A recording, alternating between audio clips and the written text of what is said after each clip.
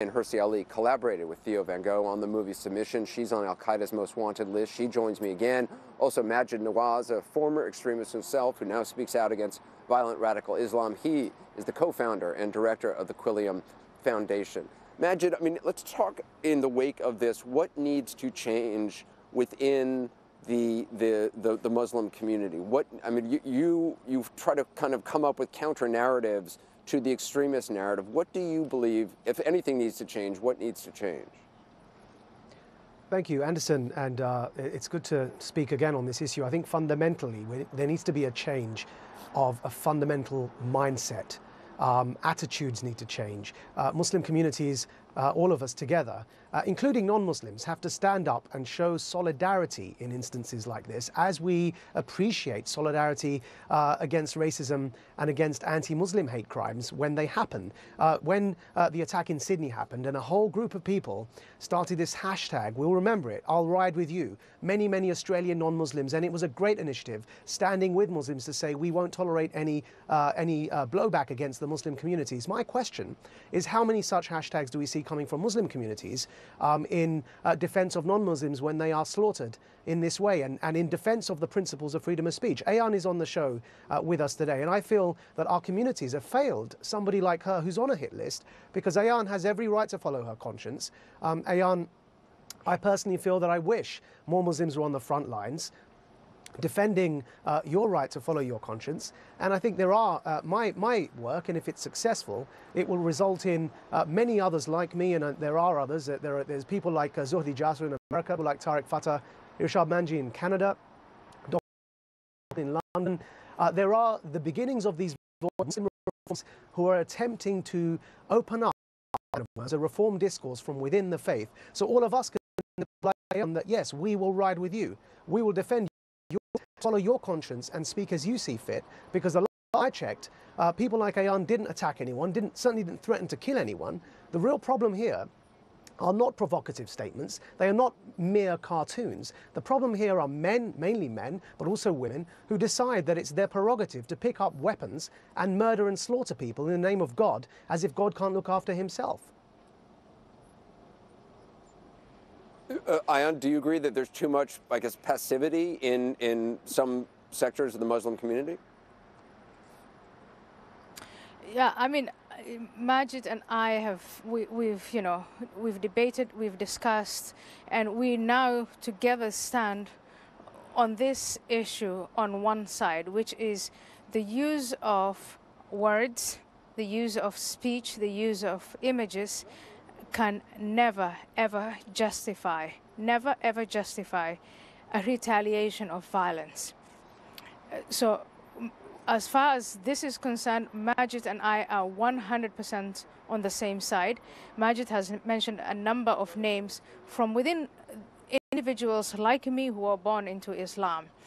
I think what we need to do, and I admire Maajid's courage, I completely encourage him and all of us born into Muslim households in whatever degree we're going to address this. But the most important bit of it is to face the grim reality that this is embedded in the religion that we were brought up in. I happen to have left the religion. Maajid remains a Muslim, but at some point we have to face the grim fact. It is an ugly fact. It's a fact we want to turn away from. No one wants to turn away that fact more from than I am.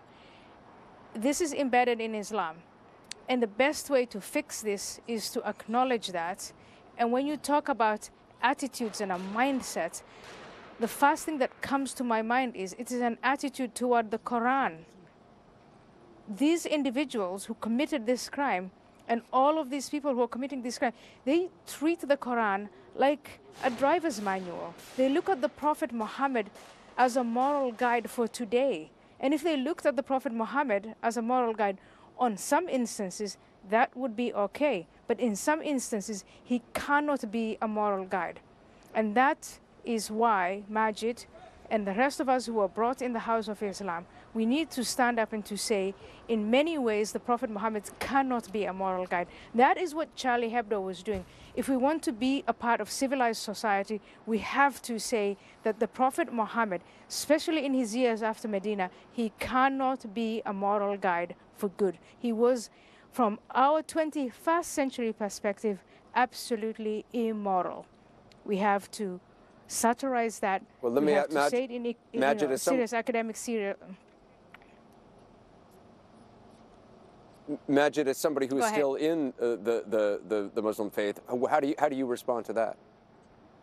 I distinguish between fundamentalists and their twins, the Islamists, who both attempt to impose on all of society. And then I also talk about jihadists who use force to spread Islamism, on the one hand. On the other hand, there are conservative Muslims. Where I will agree with what Ayaan said is that the conservative Muslims, who are the vast majority, who are not Islamists, conservative Muslims, also every other denomination, what we have to do is recognize that it's not for us to follow to the religious text. So, for example, I'll give some examples of what Ayaan was speaking of. The Quran doesn't explicitly condemn slavery, because slavery was more during the time of the Prophet Muhammad, and in fact, it endorses slavery. It regulates slavery. It certainly didn't condemn it. It regulated it and put certain rules and systems in place. So if we were to vacuously, literally take that today, as ISIL have done, we could try and justify re-enslaving people. Now, of course, the vast majority, the overwhelming majority of Muslims would find that repugnant. So when Ayaan says we need to start looking at Islam carefully, I've come to interpret that in the following way. If I were to say fast food is bad for you, that doesn't mean I think all people that eat hamburgers are bad people. What it means is a difference between looking at first principles again, renewing the interpretive methods of the religion, and picking on individual Muslims. And I don't hear from what Ayaan is saying that she thinks that she should pick on individual Muslims. I hear her saying, and the message has reached loud and clear, that all Muslims across the world have to start reflecting on the vacuously literalist interpretation that has come to dominate our discourse, unfortunately. And there's a silent majority out there, but they have to start speaking up loudly and clearly to reclaim their religion that has been hijacked. But maybe, Maajid, the way to get there... This is a conversation... Go ahead. I just wanted to say, maybe one way of acknowledging that is, I just want to point to the sea of faces in France and in the rest of Europe. When we take the position of victims and victimhood and, of being persecuted, we sort of shut that door. I don't think that Europeans, I don't think that the French are out on a genocidal, bloodthirsty pursuit of Muslims.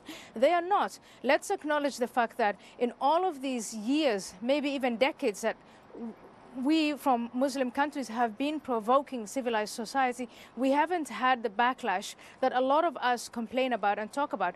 Right now, it's time that we give back. Right now, it's time that Muslims in large numbers to show solidarity for the freedom of expression, for the freedom of, and in doing so, genuinely, truthfully acknowledge what is wrong with our own scripture, what is wrong with the morality that we were brought up in. So, Maajid, we agree, but I think we have a long way to go. But before we get there, we really, really need to defend the values of what our soul is made of, which is the freedom of expression. If I were to I'd succeed, love to really do an hour with both of you and others as well. Maajid Nawaz, I appreciate you being on. Ayaan Hirsi as well. Again, we'll try to have a longer conversation on this because it's an important one. Up next, more on our breaking news. A report from the French news agency AFP. One suspect has surrendered. 2 more still on the run. The manhunt apparently still on. We'll be right back.